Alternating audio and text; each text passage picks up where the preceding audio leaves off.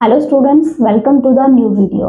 आज का हमारा टॉपिक है जेनेटिक्स से। चैप्टर का नाम है principle of inheritance and variation. ये जो चैप्टर है क्लास +2 का, इसमें जेनेटिक्स के बारे में जो बेसिक नॉलेज है उसके बारे में बताया गया है। इसके लिए आपको सबसे पहले पता होना चाहिए जेनेटिक्स का मीनिंग क्या है। जेनेटिक्स का मतलब होता है study of jeans.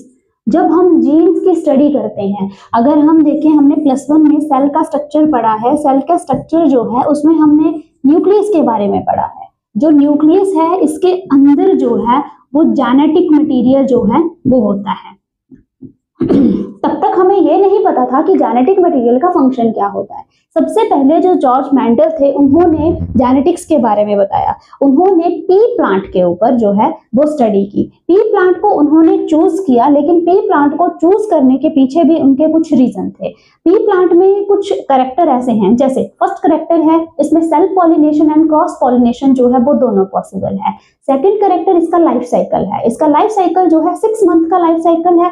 That's why इसे स्टडी करना, इसकी होल लाइफ को स्टडी करना बहुत इजी है। थर्ड आ जाता है मॉडरेट हाइट, कि पी प्लांट जो है उसकी हाइट ना ज्यादा बड़ी है ना ज्यादा छोटी हाइट है, तो हम इजीली इसे जो है स्टडी कर सकते हैं।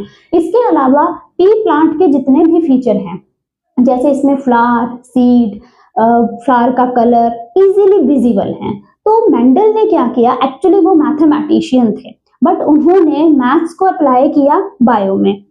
सबसे पहले उनकी जो स्टडीज थी उनको मना किया गया कि ये स्टडी गलत है या अप्रूव नहीं किया गया, लेकिन बाद में उनकी डिस्कवरी को रीडिस्कवर करने के बाद 1900 में उन्हें नोबेल प्राइज जो है जेनेटिक्स के लिए दिया गया और उन्हें as a father of genetics जो है वो बोला गया। अब जेनेटिक्स में हम जब जीन्स को स्टडी करते हैं तो मेंडल ने क्या किया, जैसे उन्होंने पर्टिकुलर 7 फीचर जो थे वो पी प्लांट के उठाए। फॉर एग्जाम्पल के लिए उन्होंने जब हाइट का कैरेक्टर लिया, जैसे उन्होंने एक टॉल प्लांट उठाया और इसके अपोजिट उन्होंने बिल्कुल अपोजिट कैरेक्टर ब्लैक प्लांट उठाया।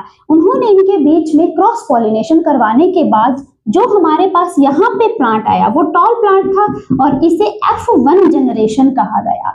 ये जो F1 जनरेशन है this is after cross pollination. उसके बाद इन्होंने इसी प्लांट में सेल्फ पॉलिनेशन करवाई।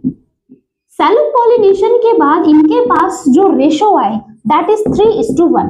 मतलब अगर उसमें 3 टॉल प्लांट थे तो एक जो था उनके पास ड्वार्फ प्लांट जो है वो आ रहा था। इट मींस कि ये जो ड्वार्फ कैरेक्टर है ये यहाँ पे खत्म नहीं हुआ, ये कहीं ना कहीं जो था वो रिसेसिव फॉर्म में अगली जनरेशन में जाता गया और आगे जहां इसे मौका मिला वहां जाके इसने अपना कैरेक्टर जो है वो एक्सप्रेस किया। तो इस तरह से मेंडल ने एक एक कैरेक्टर को उठा के हर एक फीचर को स्टडी किया और पी प्लांट के ऊपर पूरी स्टडी करने के बाद उन्होंने ये बताया कि जीन्स आर द इनहेरिटेबल, मतलब हमें हमारे पेरेंट्स से जो एक हेरिडिटी फीचर मिलता है वो हमारे जीन्स होते हैं।